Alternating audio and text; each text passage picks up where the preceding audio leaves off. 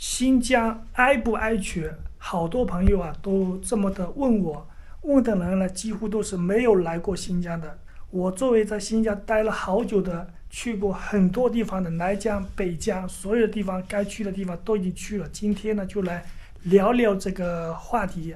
我呢在这个酒店已经住了好几天了，明天呢我就离开酒店就前往无人区了。好了，先坐下来慢慢的聊一聊。好久好久没有坐下来好好的跟大家聊聊天了。今天呢有空，我呢也没有出去拍视频啊，所以呢就在旅店里面聊一聊我在新疆的所见所闻啊，顺便聊一下新疆这边的安全的问题。大家都知道我去的地方比较多，待的时间呢也是比较的久。大家对新疆的陌生啊，也是情有可原的。之前我没有来过新疆，我也对新疆很陌生，包括这里什么都不了解。那么来了之后呢，跟我想象当中也是不太一样的。首先呢，新疆呢是一个少数民族混居的一个地方。之前呢，这边治安呢出现一些事故，所以大家来新疆呢会考虑这边安不安全。说到治安呢，就是新疆这边的治安啊，我觉得是非常非常的棒的，特别是在南疆，包括县城、市中心，包括乡镇。南疆的每一个乡镇啊，我进去的第一感觉就是里面必须有一辆警车。还有县城里面、市区里面，每隔500米、1公里啊，就有一个警哨，就相当于走在街上，每隔几百米就有一个警务站，有警车，有警察。所以说，对于一个普通的游客，你去来新疆旅游，我觉得是非常安全的。包括在一些人多、游客多的旅游景点，马路上都有警车啊、警务人员啊、巡逻啊、指挥交通啊。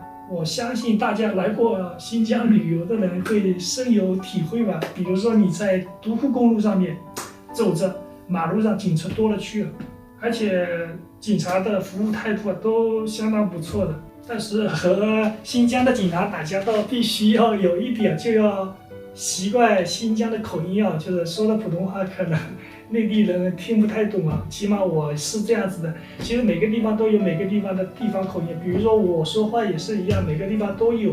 比如说你是东北的，有东北的口音；你是广西的，有广西的口音；你是广东的，有广东的口音。每个地方都多少少都有一些吧。但是新疆和西藏的普通话稍微比较的难懂一些。话又说回来还有呢，就是新疆这边包括一些检查呀，你去超市啊，你去火车站呀，它检查都是比较的严格的，包括你加油啊，都是需要登记的。其实大家来新疆旅游有一点我觉得是挺重要的，因为新疆维族的穆斯林啊，大家我觉得这些需要注意吧，就是有些不该摸的、不该碰的都不要去碰。除非你经过人家的同意了，可以去摸，可以去碰。随着现在的游客呢也是越来越多，大家来新疆也是看山看水啊，吃美食吃水果啊，看新疆的维族美女啊，大家也会有彼此的多多少少也有点了解吧。以前是因为新疆的很少在内地活动，然后内地的也很少在新疆这边，大家都彼此的比较陌生嘛。当你接触久了，其实也是没什么。我在路上遇到好多维族的，都非常的和善，就是冲着我笑，然后我也冲着他们笑。虽然说很多都不会说普通话，或者说维族的讲普通话我听不太懂，但是从他们的眼睛当中，从他们的笑容当中，你能感受到的是亲切。其实有时候不需要语言的沟通，就靠眼神啊和心灵的感受也能感受得出来。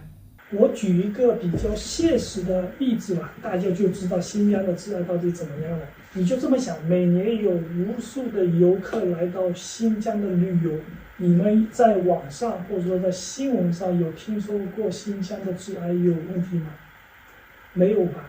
那说明什么？就说明新疆这边没有大家想象治安那么的差。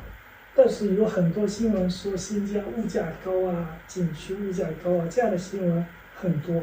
我打个例子，就是我去过独库那边的路嘛，听说那边的住宿啊、吃饭的很贵啊。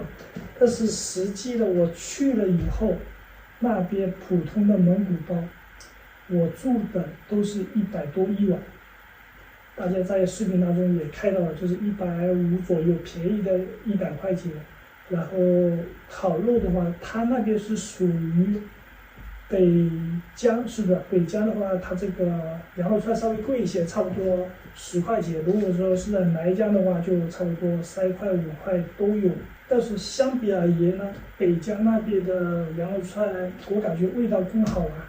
特别是在天山上面的农村上面的，新鲜的很啊。它也是这样的，旺季的话它就稍微贵一些，然后淡季的话，或者说当地有人整顿的话，稍微便宜一些。我觉得100多做一个蒙古包，我觉得是相当便宜的了。我相信在我视频看了这么多的朋友们，应该能看到新疆是那么大，那么美，又那么的安全，当地的又那么的友好善良。我在新疆好像应该待了差不多有1年了吧，我好像没有遇到过什么危险的。一定要说危险的话，我觉得反而是一些新疆的无人区啊，你自驾进去了，出不来了，信号又没有，我觉得反而这些是很危险的。因为在新疆很多的无人区啊，沙漠里面、戈壁里面都是没有信号的，包括天气又热，那些地方我觉得是非常的危险的。还有一点呢，就是新疆这边的大风啊，也是非常的危险的。我遇到过一次，就在那个新兴峡那边的风，我记得是冬天吧，在一个刚刚修建好的检查站，在那里晚上住了一个晚上，但是也是心惊胆战的，看到那个大风。所以说，去一些戈壁滩啊、沙漠啊、无人区啊，要看一下天气预报。这也是我在新疆1年时间南疆、北疆去了以后的一点小小的感受吧。我觉得可能我在新疆待的也不是最久的，但是我觉得我去过的地方，我去了很多的地方，看到了很多不一样的东西。外面的世界很精彩。当你走出来以后，你会发现原来我脑海当中、印象当中是不一样的。以上呢就是片面的聊新疆的安全，然后再来聊聊新疆的美食吧，然后再来聊聊我去过新疆的地理环境啊，和我想象当中的新疆有一丢丢不太一样。首先聊美食吧，就是很多朋友说刘宇你怎么天天吃过油肉，不吃其他的东西吗？其实啊，你在新疆一些乡镇啊，因为我去的乡镇比较多嘛，大城市去的相对比较少一些。就算去了大城市，我也是住上2、3天我就出来了。绝大多数乡镇待的时间比较久。那么乡镇里面呢，吃的东西呢就没有那么多的可以选择了。当地的饭馆呢，一般中午的话也就是过油肉，然后晚上的话就是吃烤肉一些之类的，手抓饭之类的，一般都是在中午。你想吃其他的也吃不到呀。如果你在新疆待久了，你就会有深有体会的。我觉得新疆的羊肉啊还是很好吃的，包括手抓饭啊，还有是烤包子啊，还有是拌面啊。当然必须要选择一家手艺比较好的啊。说到了吃了，不得不说一下新疆这边的水果，我觉得新疆的水果真的非常非常的棒，因为这边的气候就决定了这边的水果不会很差，因为日照比较强啊。我吃过新疆这边的水果，西梅可以，西梅啊，新疆这个西梅很甜很甜，哈密瓜不用讲了啊，那肯定是100%，新疆的哈密瓜肯定好吃。还有呢就是葡萄吐鲁番这边也是很不错的，很甜。还有库尔勒的香梨，很多很多我都记不得了。现在呢，新疆就是人为的开垦农田嘛，包括一些以前的戈壁滩呀、沙漠的边缘，以前都是不太适合种庄稼的。现在通过人工引水啊，都是种上了水果树了。其实新疆这边真的一点都不缺土地，因为这边人少嘛，土地比较多嘛。虽然说大部分都是沙漠和戈壁，但是还是有很多的土地。哎呀，说到沙漠了、戈壁了，我不得说一下，南疆这边的地理呢是这样子的，中间呢就是一块大沙漠、大戈壁，塔克拉玛干沙漠很出名啊。中间呢有2条的沙漠公路，一条呢是和田前往库车的，还有一条呢是民丰和且末前往轮台的，还有一条呢是从洛羌县前往库尔勒的。这条呢属于沙漠的边缘啊，也算是戈壁吧，一半戈壁，一半是沙漠。那么还有一条呢是喀尔什前往阿克苏那边的，应该是那边也是属于戈壁的。其实新疆啊这边交通还是很发达的，公路啊、高速啊都是串联的很密集的。但是这边火车还是比较的少的，毕竟这边的气候摆在这里啊，相信以后这个火车啊、高铁啊也会有，我估计。说到地理环境呢，还得说回来，就是南疆这边啊，中间就是一块大片的塔克拉玛干沙漠。南疆这边的主要居住的地方就是昆仑山的脚下、天山的脚下，因为这里有水流下来嘛，丰富灌溉。但是洛羌那边居住的人就是比较的少，因为那边比较的干旱缺水。北疆这边的地理环境呢，跟我脑海想象当中呢不太一样，除非是伊犁地区那边水草非常的丰满嘛，是个平原，是个大草原。但是除了伊犁，其他地方很多也是戈壁滩，但是那边的戈壁滩呢稍微有点草，有点雨水，不像南边这边那么的干旱。但是居住的人啊还是比较少的。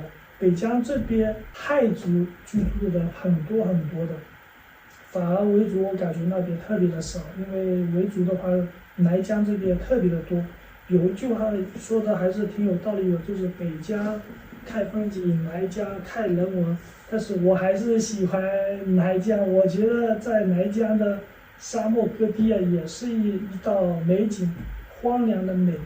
那么北疆那边绿绿葱葱的也是挺美的，但是我可能这种绿色的不太感冒啊，在家里也是山清水秀的，看到这种绿色虽然是一望无际的，我们那里没有，但是也没有和南疆那种荒凉形成了鲜明的对比啊，我反而对这种荒凉之美啊更加的有兴趣一些。新疆真的是很大很大，差不多有160多万平方公里吧，相当于15个浙江还是16个浙江，大的非常的恐怖啊！其实现在的新疆啊，跟以前的新疆是完全不一样的。以前的新疆呢，可能这个地方缺水，人居住的比较少，那么这个地方就很荒凉。但是现在不同，现在就是这个地方没水。没事，我从山上面引水下来，然后下面全部种上庄稼，种上果树。我反而觉得当地人都是不缺土地的，当地的水果是很丰富的，包括牛啊、羊呀、我觉得这些对于那么大一块土地养这些人足够了。只要把这些牛羊啊、水果卖到内地，我觉得新疆人还是非常的富裕的。我觉得未来可期。还有就是新疆的旅游资源是非常之丰富的，虽然没有像内地的搞工业啊，但是我相信搞旅游啊，搞一些水果种植啊，我相信未来会更好。马上就到视频的结尾了，今天就以这种视频的形式和大家聊新疆这个我的一些经历。说实话，今天是偷了一点懒嘛，没有出去拍视频，因为你说你拍了不上不下，拍了一点点素材也不够，对吧？所以我就和大家聊聊这个天。新疆作为我很想来的一个地方，其实是最想来一个地方。其二呢就是西藏，那么西藏和新疆呢我都去了。西藏就是什么都好，就是海拔太高了。我这个人就是受不了那种海拔太高了，但是也扛过来了。新疆这边呢，来江就是热嘛，这也非常大家都知道。北疆那边我感觉适应不了，就是那边天气可能我去的季节不对吧，就是每天起床以后黏糊糊的，睡也睡不好，精神也不是那么的佳。还是南疆这边的气候啊，我比较能适应啊，虽然说热了一些啊，但是还能接受。希望啊，明天我出发无人区啊，也能扛过这个热浪的天气。好了，今天的一小段视频啊，就已经说完了。我也该剪一下视频，明天早点出发。